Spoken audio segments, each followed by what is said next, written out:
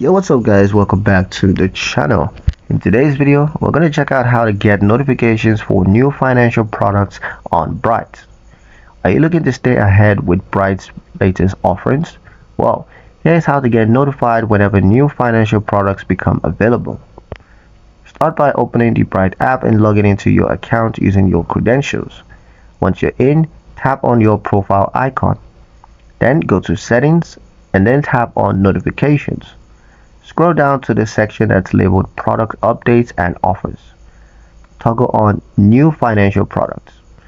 This includes updates for new savings plans, investment opportunities, credit card offers, and loan options, as well as any exclusive early access promotions.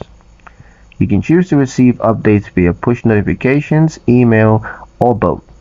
And if you want to tailor the updates even more, just tap customize and then select the product categories that you're actually interested in. No more irrelevant alerts. With this setting on, you'll always be the first to know what's new and useful on Bright. And that's pretty much it for the video guys. Hope you liked it. Hope you found the information here useful enough.